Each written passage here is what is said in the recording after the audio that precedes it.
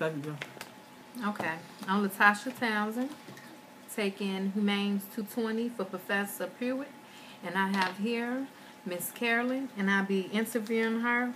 We're going to do our interview on reflections on the changes witnessed in her lifetime. This here is Miss Carolyn. How y'all doing? Okay. Today, we're going to pretty much just go through changes that she has witnessed in her lifetime. Now, what interests me, I wanted to ask about the Dr. King movement. Miss Carolyn, during Dr. King's time, how old were you? Movement. Well, not so much the movement, but... Well, I'm trying to think back. I don't remember. I was still a young child when he died. Oh, I'm trying to eat, you know. When he died, I was 7. I was born in 1960. And the reason I really remember Dr. Martin Luther King is when I came home from school and I seen my oldest sister. She was in front of the TV and they had the scene of him getting shot, and she was crying, and I didn't know what she was crying about. And then she told me, but at the time it really didn't have an impact on me until as I got older, I really understood why she was crying and what he meant for us as the black people. So that's what I really remember then for that. Okay. As far as his dream, that we should overcome, we should have equality, and we should as a people come together, do you think we as a people have overcome? Like, has anything changed from then to now? Like, is there really a big difference? Yes. I guess I can think about I'm from Tulsa, Oklahoma, and the majority of the people I grew up was black, so we always had a first. I went to school with the Caucasians, but I do remember us staying on the black side. All the blacks stayed on one side, which is the north side, and all the whites stayed on the south side. So even then it was segregated, or yeah, but yes, it was segregated, but it wasn't said it was. But you can tell, you know. But it didn't. I didn't know any difference because if that's what you raised in and you used to it, you really don't see things as that until you really exposed to it. Till I moved to Virginia, did I realize how segregated Oklahoma was, and to this day they still are to some extent because. As my daughter moved back, she could tell, they would tell her because she was raised here practically. She was born there. She was born in Oklahoma, but I brought them here when they was 10 and 12. So being here with the military and everything, everybody, I guess they had no choice but to get along. And being brought up in a diverse area, when she went home, they're jealous of her at her job because they say that she's they call her say bougie or uppity because she gets along so well with the other cultures, and that's because that's the way she was raised, and that's why I say that because it's kind of handicapped the people in Oklahoma to that extent because they've never really been exposed to other people to know that regardless of what color your skin, and people are people, and it doesn't matter if you're black, white, Asian. Some of her best friends, or matter of fact, most of them, they call them, I guess you would call them a rainbow coalition. One of them is mixed with black and white. One is mixed with Asian and black. One is white. My son, he has Puerto Rican friends and white friends. So they have learned. Yeah, so they're really, really well because even his friends, when they see me now, his white friends or whatever, they still call me mom. So there has been some different. I guess it depends on the area of the environment. So you saying you moving from Oklahoma to Virginia? When you got to Virginia, you didn't experience like racist? Because it seemed like Virginia be more of a racist state to me. Well, because Oklahoma, is that like Midwest, and that's what I'm saying. When I got here, excuse me, because of the history of Virginia, I would thought it would have been that way too, but it was not, because I guess, like I said, the military, and then you have so many military people, interracial marriages and everything here are in the military, so it's kind of hard to be prejudiced. Not to say that there probably still aren't people that are, but I tend to get along with more people. Like if I'm in the store, I'm a people person. I can talk to anybody, Asian, white, they still seem to be the same to you. They don't look at you like you less than they are. They treat you as a person. So by being in the military and being that area, I think that's what helped Virginia be much diverse.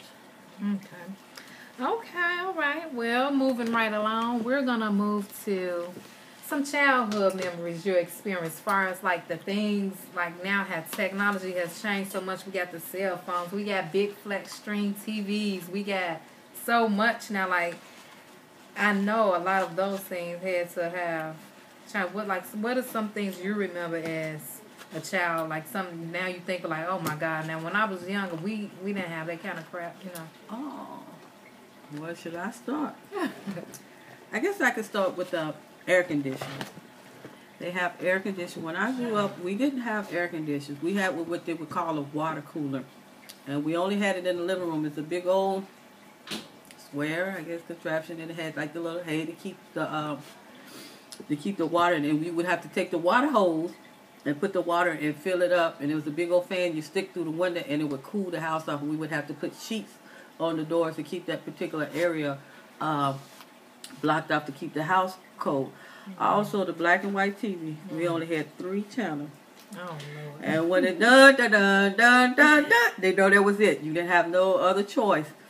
Also, we had the hi-fi. The who? Hi-fi, which is called a stereo. At that time, that's what we called it back then. We called it a hi-fi. And then also, we would listen to television stations on the radio.